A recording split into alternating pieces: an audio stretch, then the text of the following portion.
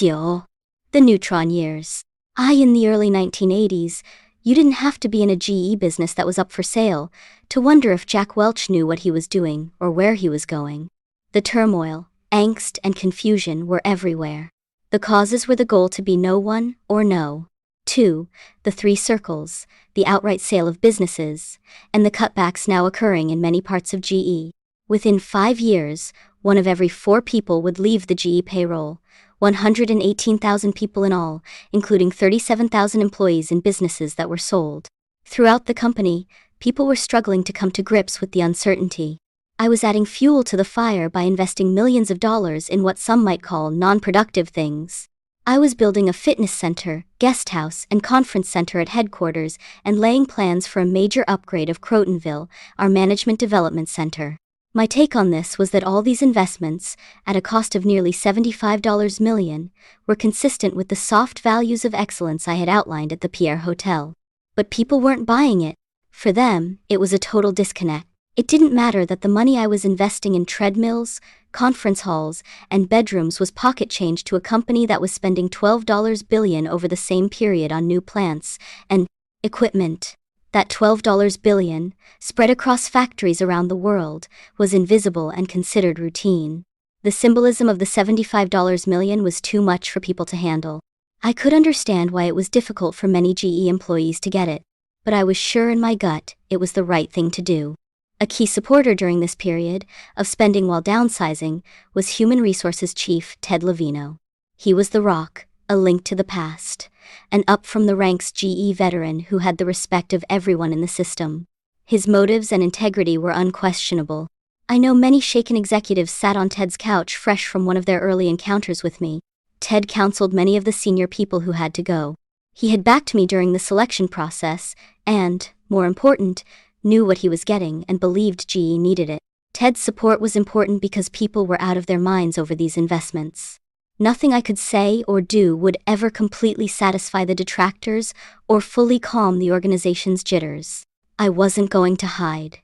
I used every opportunity to reach out. In early 1982, I began holding roundtable discussions every other week with groups of 25 or so employees over coffee. Whether administrative assistants or managers were in the room, the questions never varied. One question inevitably dominated those sessions. How can you justify spending money on treadmills, bedrooms, and conference centers when you're closing down plants and laying off staff? I enjoyed the debates. I wasn't necessarily winning the argument, but I knew I had to try to win people over, one by one. I'd argue that the spending and the cutting were consistent with where we needed to go. I wanted to change the rules of engagement, asking for more, from fewer. I was insisting that we had to have only the best people. I'd argue that our best couldn't be asked to spend 4 weeks away for training in cinderblock cells at a worn-out development center. Guests shouldn't have to come to headquarters and stay at a third-class motel. If you wanted excellence, at a minimum, the ambience had to reflect excellence. At these roundtables, I'd explain the fitness center was as much about getting people together as it was about health. A headquarters building is filled with specialists who make nothing and sell nothing. Working there is so different from working in the field, where everyone in a business can focus on and be excited by landing a new order or launching a new product. At GE headquarters, you'd park your car in an underground garage, take an elevator to your floor, and generally work in a corner of the building until the end of the day. The cafeteria was a common meeting place, but most tables were occupied by the people who worked together. I thought a gym would provide an informal place to bring together all shapes, sizes, layers, and functions. If you will, it could be that back room of a store where people took their breaks. If investing a little over $1 million could make that happen, it was worth it. Despite my good intentions with the fitness center, people had trouble seeing the benefits in the face of layoffs. Some of the same logic went into the decision to put up a $25 million guest house and conference center at headquarters, which was an island unto itself. It was in the country, some 60 miles north of New York City, off the Merritt Parkway. There was no natural place to congregate after work. Fairfield and the surrounding area lacked a decent hotel to put up employees and guests who came from all over the world. I wanted to create a first-class place where people could stay, work, and interact. The facility featured fireplaces in the lounges and a stand-up bar in the pub where everyone could mingle. The traditionalists were shocked. I persevered because I wanted to create a first-rate informal family atmosphere and needed this ambience to get it. Everywhere I went, I was preaching the need for excellence in everything we did. My actions had to demonstrate it. The story of Crotonville is no different. Our corporate education center was already a quarter of a century old, and unfortunately looked it. Managers were being housed in barren quarters 4 to a suite. The bedrooms had the feel of a roadside motel. We needed to make our own people and our customers, who came to Crotonville, feel that they were working for and dealing with a world-class company. Nonetheless, some critics began calling it Jack's Cathedral. My answers to the complaints during the early 1980s was that business is, in fact, a series of paradoxes. Spending millions on buildings that made nothing, while closing down uncompetitive factories that produced goods. These goals were consistent with becoming a world-class competitor. You couldn't hire and retain the best people, and at the same time become the lowest-cost provider of goods and services, without doing both. Paying the highest wages while having the lowest wage costs. We had to get the best people in the world and had to pay them that way. But we couldn't carry along people we didn't need. We needed to have better people if we were to get more productivity from fewer of them. Managing long-term, while eating short-term. I always thought any fool could do one or the other. Squeezing costs out at the expense of the future could deliver a quarter, a year, maybe even 2 years, and it's not hard to do. Dreaming about the future and not delivering in the short term is the easiest of all. The test of a leader is balancing the two. A favorite retort for at least the first 10 years was, "Gee, and you are too focused on the short term." That's just another cliched excuse to do nothing. Needing to be hard in order to be soft, making tough-minded decisions about people and plants, is a prerequisite to earning the right to talk about soft values, like excellence or the learning organization. Soft stuff won't work if it doesn't follow demonstrated toughness. It works only in a performance-based culture. Think of those dichotomies, those paradoxes I was trying to get across. We needed to produce more output with less input. We needed to expand some businesses while shrinking or selling others. We needed to function as one company, but our diversity demanded different styles. And yes, we needed to treat people in a first-class way if we wanted to attract and keep the best. The logic behind these paradoxes didn't go far in an environment overcome with so much uncertainty. In fact, the internal upheaval was so great, it began spilling outside the company. By mid-1982, Newsweek magazine was the first publication to pick up the moniker Neutron Jack, the guy who removed the people but left the building standing. I hated it, and it hurt. But I hated bureaucracy and waste even more. The data-obsessed headquarters and the low margins in turbines were equally offensive to me. Soon, Neutron began cropping up almost everywhere in the media. It was as if reporters couldn't write a GE story without using the tag. It was a painful new image twist for me. For years, people thought I was too wild, that I was too growth-focused, hired too many people, and built too many facilities, in plastics, medical, and GE credit. Now I was Neutron. I guess that was a paradox too. I didn't like it, but I came to understand it. Truth was, we were the first big, healthy, and profitable company in the mainstream that took the actions to get more competitive. Chrysler did it a few years earlier, but the stage was set for their actions by a government bailout and their widely publicized struggle to avoid bankruptcy. There was no stage set for us. We looked too good, too strong, too profitable to be restructuring.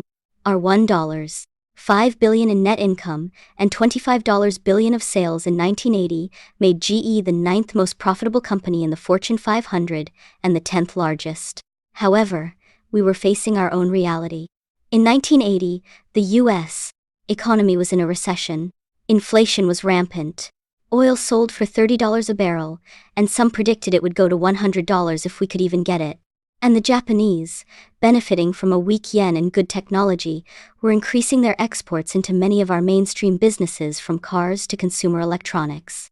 I wanted to face these realities by getting more cost competitive, and that's what we were doing. I also saw firsthand the impact of this changing environment on many of the CEOs in the New York, New Jersey, Connecticut tri-state area. I served as a corporate chairman for the United Way campaign in the early 1980s. Time after time, as I visited with CEOs to strong-arm them for contributions, I'd hear them say, "We'd like to give it to you, but we can't." Or, "We can't give as much as we did in the past, things are too tough." This experience bolstered my notion that only healthy, growing, vibrant companies can carry out their responsibilities to people and their communities. The costs of fixing a troubled company after the fact are enormous, and even more painful. We were fortunate. Our predecessors left us a good balance sheet. We could be humane and generous to the people we had to let go, although most probably didn't feel we were at the time. We gave our employees significant notice and good severance pay, and our good reputation helped many find new jobs. By moving early, more jobs were available for them. It's still true in 2001. If you were the first .com to cut the payroll, each of your employees had many job offers. If you were the last, your people could be in the unemployment line. But that's not what some thought when a healthy, old-line company like ours was closing a steam iron plant in Ontario, California, in 1982. We learned that 60 Minutes was sending Mike Wallace and a film crew to cover it. Having 60 Minutes call to talk about a plant closing is not likely to be a pleasant event, and it ended up not being a pretty sight. Wallace reported that we laid off 825 people simply because we weren't making enough profit and wanted to move those jobs outside the United States to Mexico, Singapore, and Brazil. He interviewed former employees who said they felt betrayed and a religious leader who condemned the plant's closure as immoral. That view was understandable then, but the facts were somewhat different. The plant made metal irons when consumers already overwhelmingly favored plastic models. We had 4 plants, including one in North Carolina, making plastic irons. Ontario's product line had to be discontinued. Closing the plant was uncomfortable for everyone, but it was the highest cost plant in our system, and we were going to be competitive. In fairness to 60 Minutes, the program did point out that we had given our employees 6 months advance notice when the average then was only 1 week. Wallace also reported that we helped to fund a state-run job center on GE property to teach job interview and other skills. We did a lot more because our balance sheet let us. We extended life and medical insurance coverage for a year and placed 120 workers in other jobs by the time the plant closed. Nearly 600 employees would be eligible for GE pensions, and we also found a buyer for the factory that would eventually rehire many former GE employees. Despite all that, losing your job stank. I had been in the CEO job less than a year when, in late February 1982, 60 Minutes accused us of putting profits ahead of people. Some critics used us as a counterpoint to such companies as IBM, which at that time still promoted the concept of lifetime employment. In fact, IBM itself launched an advertising campaign touting its non-layoff policies in 1985. IBM's tagline, "Jobs may come and go, but people shouldn't." Several GE managers brought the ads to our Crotonville classes and pointedly asked, "What's your reaction to this?" At a time when I was being routinely assaulted with the neutron tag, those ads really pissed me off. Sadly for the IBM people, their day would come as the company lost competitiveness. Any organization that thinks it can guarantee job security is going down a dead end. Only satisfied customers can give people job security, not companies. That reality put an end to the implicit contracts that corporations once had with their employees. Those contracts were based on perceived lifetime employment and produced a paternal, feudal, fuzzy kind of loyalty. If you put in your time and worked hard, the perception was that the company took care of you for life. As the game changed, people had to be focused on the competitive world, where no business was a safe haven for employment unless it was winning in the marketplace. The psychological contract had to change. I wanted to create a new contract, making GE jobs the best in the world for people willing to compete. If they signed up, we'd give them the best training and development and an environment that provided plenty of opportunities for personal and professional growth. We'd do everything to give them the skills to have lifetime employability, even if we couldn't guarantee them lifetime employment. Removing people will always be the hardest decision a leader faces. Anyone who enjoys doing it shouldn't be on the payroll, and neither should anyone who can't do it. I never underestimated the human cost of those layoffs or the hardship they might cause people in communities. To me, every action had to pass a simple screen. Would we like to be treated that way? Were we fair and equitable? Can you look at yourself in the mirror every day and say yes to those questions? As a company, we could look at ourselves in the mirror when it came to softening the rough edges of radical change.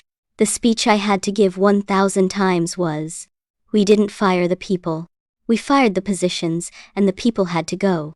We never resorted to across-the-board cutbacks or pay freezes, two old management favorites to reduce costs.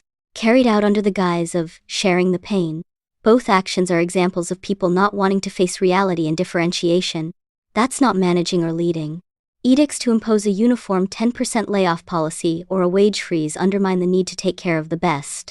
In the spring of 2001, several economy-impacted GE businesses, such as plastics, lighting, and appliances, were downsizing. Meanwhile, Some businesses, such as power turbines and medical, couldn't add people fast enough. Unfortunately, in the 1980s most of GE's employment levels were headed downward. We went from 411,000 employees at the end of 1980 to 299,000 by the end of 1985. Of the 112,000 people who left the GE payroll, about 37,000 were in businesses we sold, but 81,000 people, or 1 inch every 5 inches are industrial businesses, lost their jobs for productivity reasons. From the numbers, you could make the case that there was either a neutron jack or a company with too many positions. I naturally took comfort in the latter, but the neutron tag still got me down. I was fortunate to find remarkable support that got me through it, at home, in the office, and in the boardroom. I'd come home obviously a little down from the experience. Carolyn would always be supportive, no matter how tough the press. She always ended a conversation with, "Jack, you have to do what you think is right for everyone." In the 1980s, the massive nature of the changes at GE would have been impossible without a core of strong supporters inside the company. Once rivals and now partners, my two vice chairmen John Burlingame and Ed Hood backed all the moves. So did two of the most powerful staff players at headquarters, HR Chief Ted Levino and Chief Financial Officer Tom Thorson. Tom and I were thick as brothers in Pittsfield and happy to be reunited in bigger jobs at headquarters. Larry Bossity, whom I brought to Fairfield in 1981 to take over a newly created materials and service sector, had become my sounding board, confidant and close friend. Without strong backing from the board, these changes couldn't have happened. Board members heard all the complaints, sometimes from angry employees who wrote critical letters directly to them, and they read all the negative press. From day one, however, the board never wavered. When I first became CEO, Walter Wriston went around New York telling everyone he met that I was the best CEO in the history of the company, even before I did anything. It sure felt good to hear that, especially during my Neutron days. He was a stand-up, gutsy guy who kept telling me to do what I had to do to change the company. Still, the pressure to avoid some of these tough decisions was considerable. The lobbying wasn't only internal, the calls came in from mayors, governors, state, and federal legislators. Once, on a scheduled visit to the Massachusetts State House in 1988, I met with Governor Michael Dukakis. "It's a great thing that you're in the state," said Dukakis. "We'd really like to see you put more work here." The day before my meeting, our aircraft engine and industrial turbine plant in Lynn, Massachusetts, had distinguished themselves once again by being the only GE union in the chain to reject our new National Labor Agreement. "Governor," I said, "I have to tell you, Lynn is the last place on earth I would ever put any more work." Dukakis's aides were shocked. There was a long silence in the room. Everyone was expecting me to make some reassuring comment about our commitment to employment and possible expansion in Massachusetts. "You're a politician, and you know how to count votes. You don't put new roads in districts that don't vote for you." "What do you mean?" he asked. "Lynn is the only local in all of GE that has rejected our national union contract. They seem to do this as a ritual over the years. Why should I put work and money where there is trouble, when I can put up plants where people want them and deserve them?" Governor Dukakis chuckled. He instantly understood the point and sent his labor representative to Lynn to improve things. Progress has been slow to say the least, but Lynn did vote for the national contract in 2000.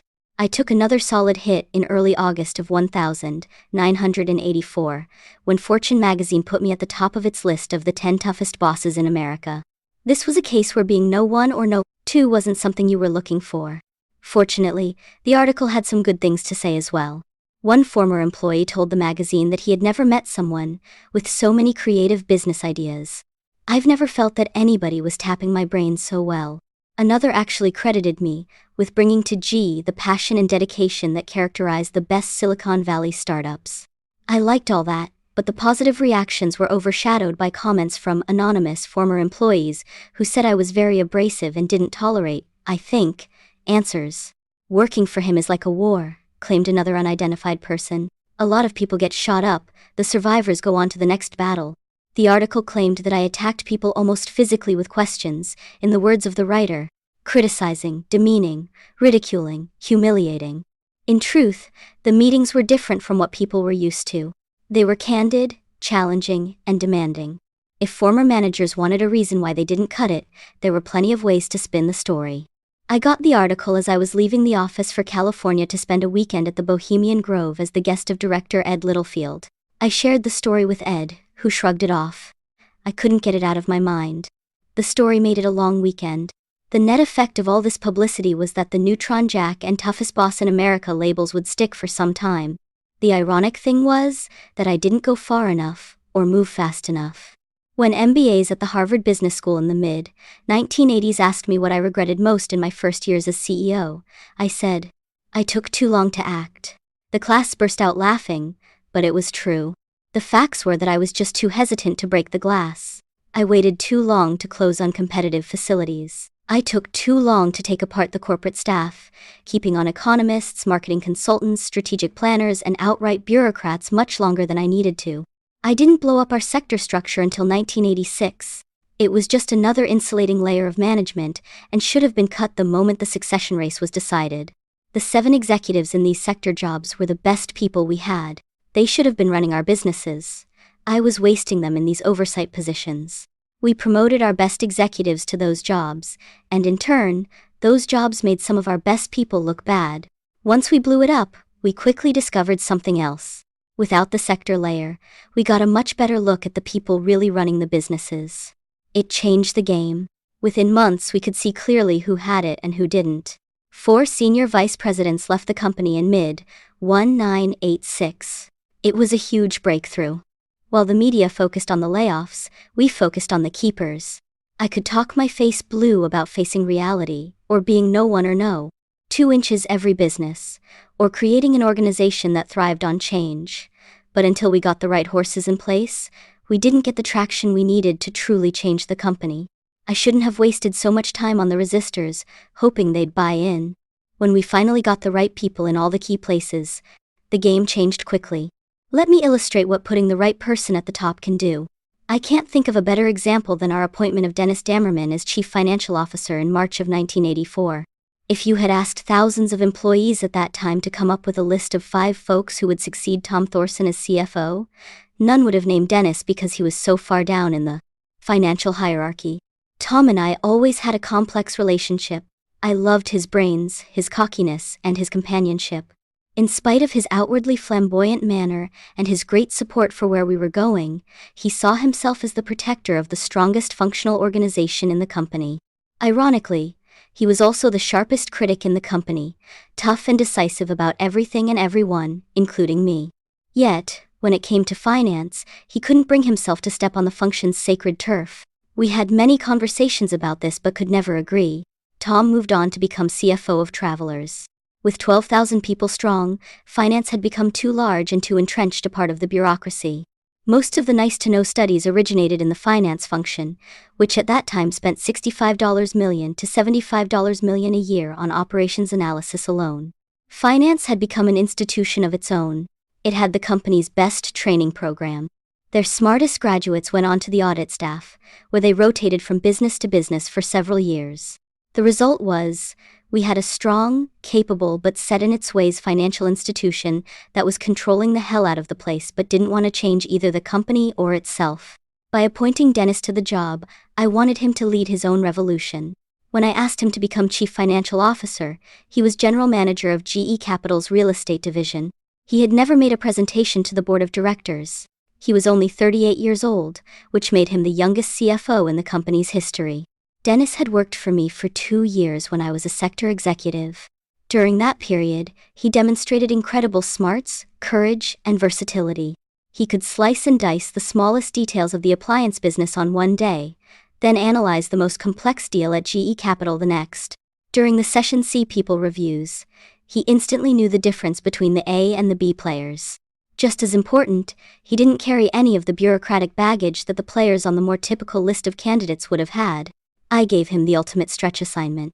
Though Dennis wasn't sure he was qualified for the job, I knew he could do it and I was completely committed to help him.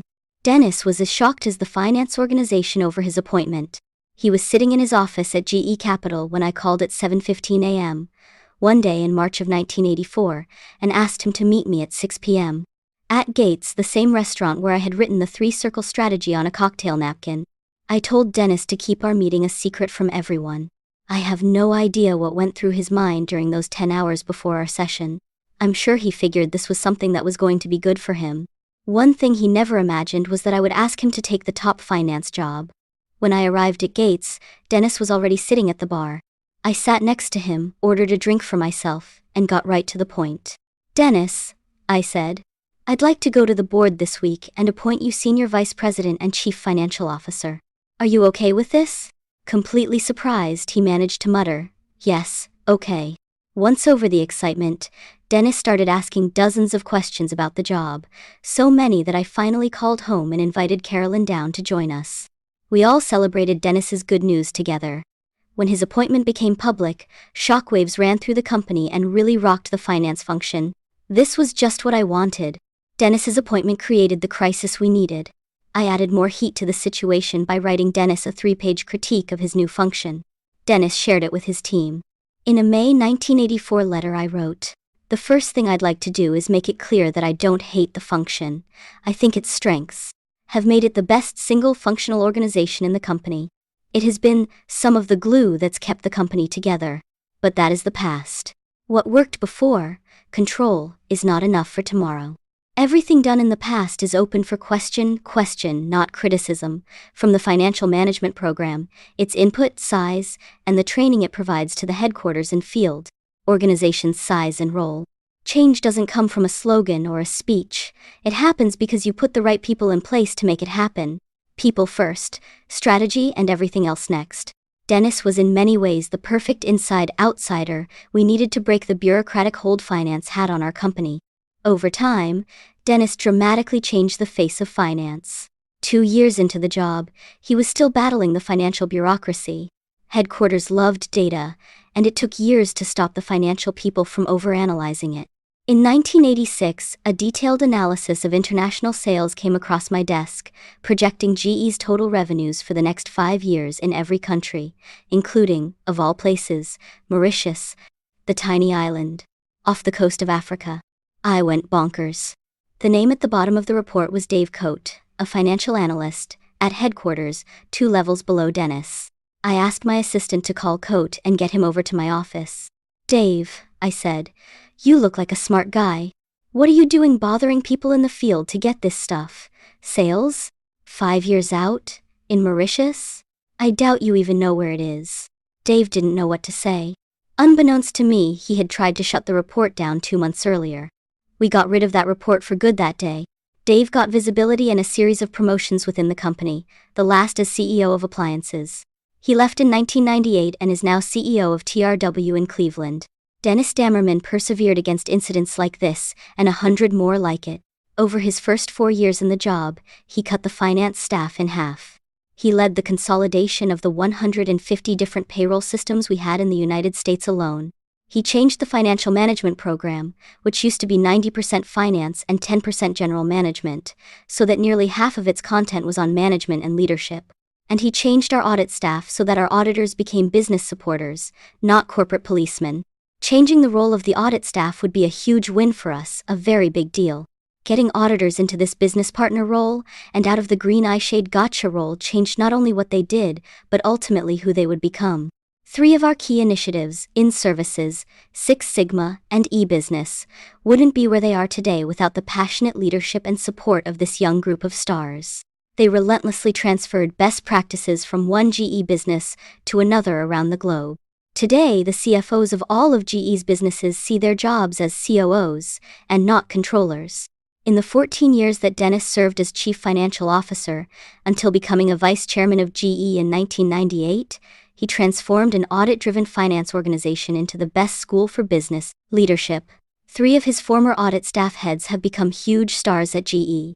John Rice at Power and Dave Calhoun at Aircraft Engines are now CEOs of our 2 largest single businesses.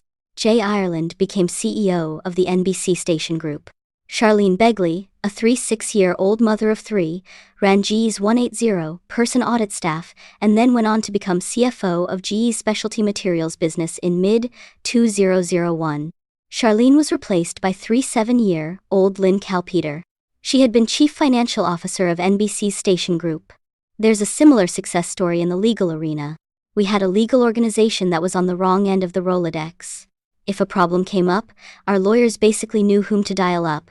The outside counsel would then run the case, and our legal staff would serve as backup. Unlike finance, there was no internal candidate to make the transformation we needed.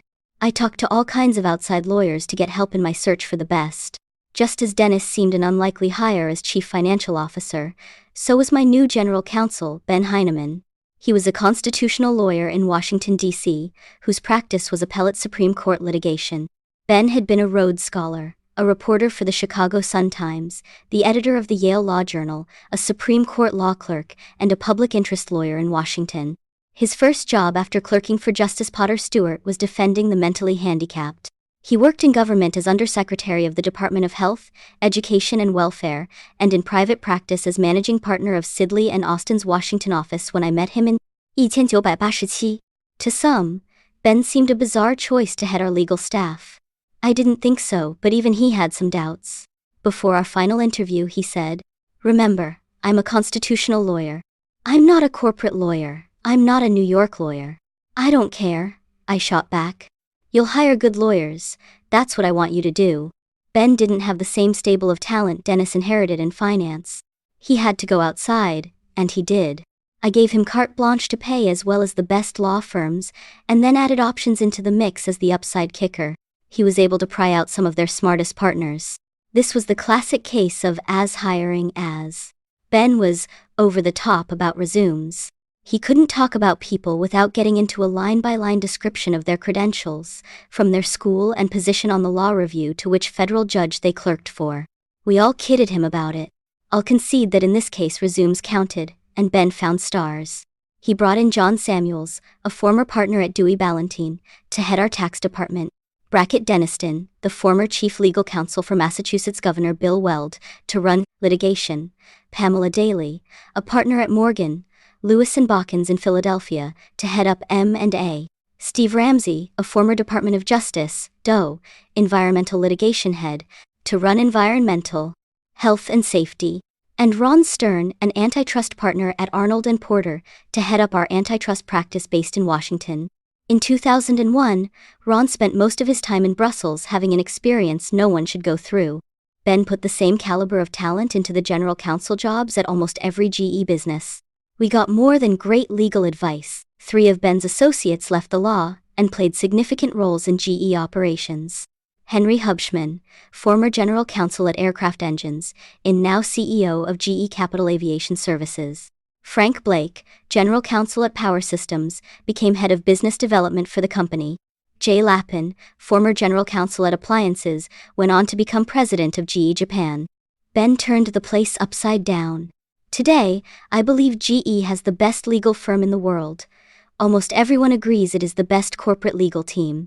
Our lawyers design the work and plot the strategy, with the advantage of having an intimate knowledge of our company and its people. The outside law firms work much more closely with us. They are partners in our firm. Ironically, I shouldn't have agonized as long as I did on so many people who weren't going to cut it. The consistent lesson I've learned over the years is that I have been in many cases too cautious. I should have torn down the structures sooner, sold off weak businesses faster than I did. Almost everything should and could have been done faster. This so-called toughest boss in America honestly wasn't tough-minded enough. Sure. The RCA deal. I'll never forget the time I walked through a Japanese manufacturing plant. It was in the mid-1970s, after putting together a joint venture with Yokogawa Medical Systems. On a tour of a Yokogawa plant outside Tokyo, I watched in total amazement as ultrasound units were being assembled. The process was like nothing I had seen in the United States. When the machines were finished, a worker unbuttoned his shirt, dabbed some gel on his chest, and ran the ultrasound probes over his body for a quick quality test. The same guy then wrapped up the product, put it in a box, attached a shipping label, and got it on the loading dock. It would have taken a lot more people to get this done in Milwaukee, one of GE's best plants. The incredible efficiency of the Japanese was both awesome and frightening. What I saw in Japan was occurring in many of our markets. The Japanese were tearing apart the cost structure in industry after industry. Television sets, automobiles, and copying machines were being hammered. I was looking for a business that would give us a place to hide. In the early 1980s, 3 businesses seemed to ring the bell: food, pharmaceuticals, and television broadcasting. Everyone needed to eat, and the United States had a strong agricultural position in the world. We evaluated several food companies, including General Foods, but couldn't make the numbers work. At the time, their price-earnings ratios were much higher than GE's. As for pharmaceuticals, the numbers weren't even close. The government's foreign ownership restrictions made TV attractive. Like the food industry, it had strong cash flow that could strengthen and expand our businesses. The Japanese threat would lead to a deal that would really change GE, the $6.3 billion acquisition of RCA in 1985. At the time, it was the biggest non-oil deal in history. We bought RCA primarily to get NBC. What came with it would transform us. The network business had always fascinated me. Before RCA, we came close to getting CBS. In the spring of 1985, Ted Turner was trying a hostile takeover of the network.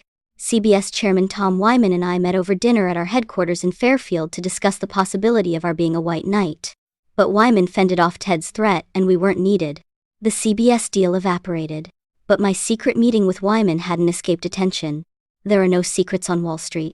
As a Lazard Freres partner, Felix Rohatyn put together many of the biggest deals in those days. Though I hadn't done an acquisition with him, I was a big admirer of Felix. He heard about my interest in CBS and knew of my earlier effort to get Cox Broadcasting. Meanwhile, Felix and Thornton, Brad Bradshaw, chairman of RCA, were friends and had been discussing RCA's strategic options. Brad had been brought in to fix RCA in mid-1981 after a successful run as the president of ARCO. He was quiet, self-effacing, and incredibly wise. I felt very good about him right away. Brad had done a good job and was particularly successful with NBC by enticing TV producer Grant Tinker to head up the network. From the start, Brad had no intention of staying all that long. Ironically, he found his replacement in Bob Frederick, who had been one of the GE executives in the race for Reg's job. Bob had joined RCA 3 years earlier as Chief Operating Officer and President. He was made CEO in 1985. Brad remained as chairman but was having all kinds of second thoughts about whether RCA could make it on its own. Out of the blue, I got a call from Felix, who asked me if I'd like to meet with Brad. A few days later, on November 6 of 1985, we got together in Felix's New York apartment for drinks. Brad showed up dressed in a tux so he could skip out for a formal dinner. It was quickly clear that, like me, Bradshaw was worried about Asian competition. He was as focused on being no one or no two as I was. We never talked about a specific deal that night, but we found out we liked each other. Felix had been a good matchmaker. Brad and I were comfortable with each other and shared a common understanding for the strategic rationale behind a combination. Ours was a short meeting, a little less than an hour. When I left Felix's apartment, we hadn't scheduled a second meeting. At this point, we were just dating, but I felt that there was a real shot at marriage. The next day, I put together a team, including Dennis Dammerman, our Chief Financial Officer, and Mike Carpenter, our Head of Business Development, to dig through RCA. We worked on the project under the codename Island. The day before Thanksgiving, our team got together to decide whether to take the next step. For more than 4 hours, Larry Bossidy, the Island team, and I wallowed through all the pros and cons of the acquisition. For me, wallowing has always been a key part of how we ran GE. Get a group of people around a table, regardless of their rank, to wrestle with a particularly tough issue. Stew on it from every angle, flush out everyone's thinking, but don't come to an immediate conclusion. With RCA, we wallowed to the point of seeing that there was a lot more than just a broadcast network. We had a small semiconductor business, so did RCA. We had an aerospace division, so did RCA. We both were in the TV set business. Combining operations in these businesses would make each one of them a lot stronger. We had been in the TV station business for years, and our short courtship with CBS gave us enough understanding to become reasonably comfortable with the network. We put a $3.5 billion valuation on the broadcast business. If we could stomach paying about $2.5 billion for everything else, then the deal could be a home run. Our major concern was the valuation of NBC. Though its ratings were strong in 1985, cable television had started to eat into its network audience. We made some very aggressive assumptions on cable penetration and still decided that the deal was right. I kept asking, 10 years from now, would you rather be in appliances or in network television? We all agreed to go away and think it over during the long Thanksgiving Day weekend. We met again first thing Monday morning. All of us had come to the same conclusion. The numbers worked, And beyond the network, we saw that most of RCA's other businesses were a great fit with ours. It was a go. I let Felix know that at the right price, we were interested. He set up another meeting between Brad and me on Thursday, December 5th, in Brad's duplex at the Dorset Hotel in Midtown Manhattan. After some small talk, we quickly got to the point.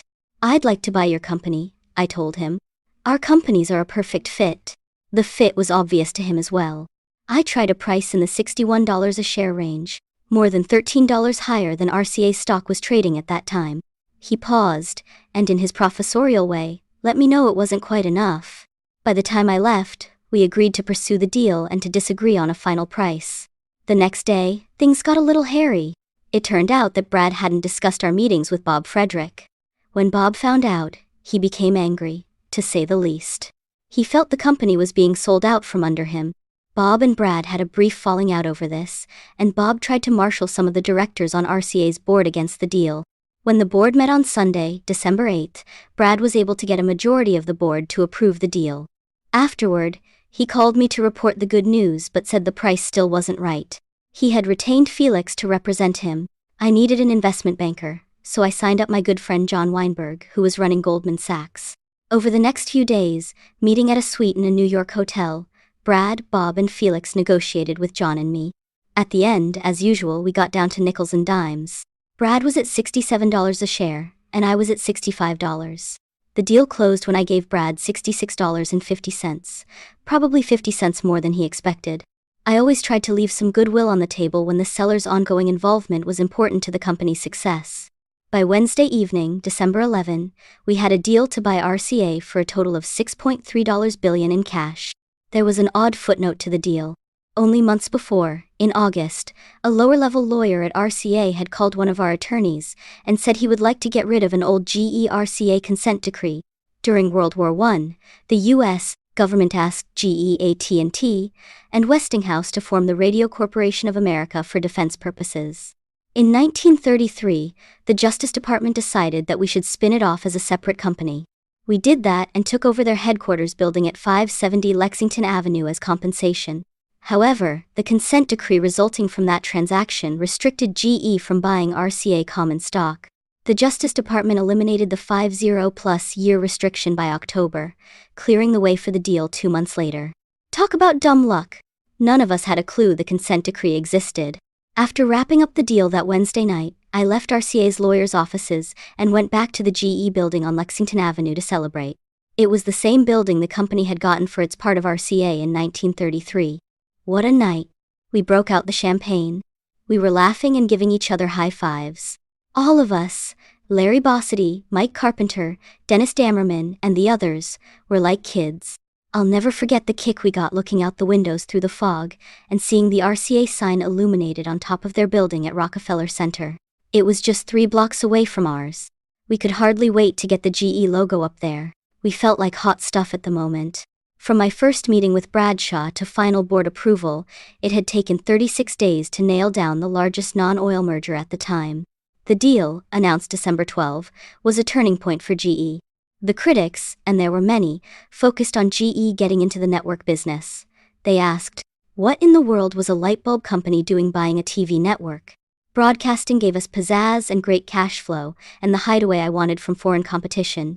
The hidden value would come in the less glamorous assets that got little attention. The RCA acquisition gave us a great network and a lot more strategic chips at the table. It also sparked a new, energized GE.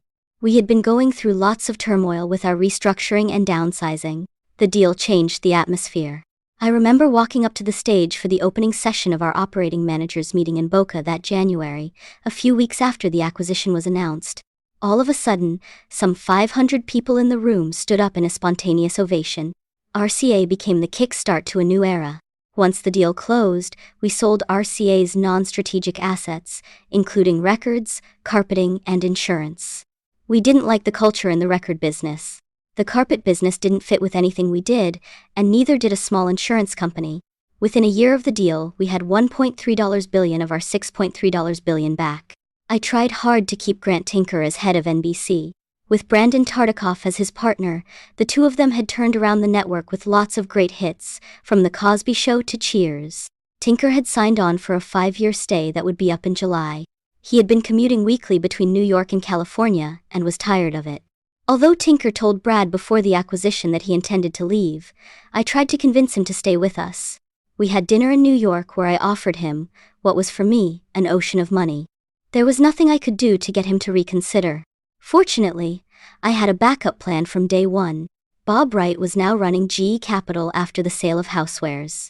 He had been sent by us to Cox Broadcasting when I tried to buy it, and stayed there 3 years as president of Cox Cable. Bob was the perfect fit. He had a feel for the business, was familiar with GE, and was a close ally as we moved into strange territory. I appointed Bob head of NBC in August 1986. The media asked, "How could this GE guy run a network?" The long and short of it is that 15 years later, Bob is still there with a great track record. While we left NBC as a separate business, we immediately began to integrate the RCA and GE operations that complemented each other. We reduced overhead by putting joint teams together that met with me every week. The team's objective was 1 + 1 = 1. 1 GE and 1 RCA staff professional would equal 1 in the merged company. The integration teams agreed that the best from each company would get the jobs. This wasn't idle BS. GE got the top staff jobs, but in the complementary businesses, RCA won most of the big jobs. We ended up the No. 1 US TV set producer and put in an RCA executive to run it. We did the same with our combined aerospace and semiconductor businesses, with RCA leaders selected. Heading up a fourth business in government services and satellite communications was Gene Murphy from RCA, later to become head of GE's aerospace and aircraft engine business and eventually a GE vice chairman. Gene had a military bearing. He always delivered on his commitments.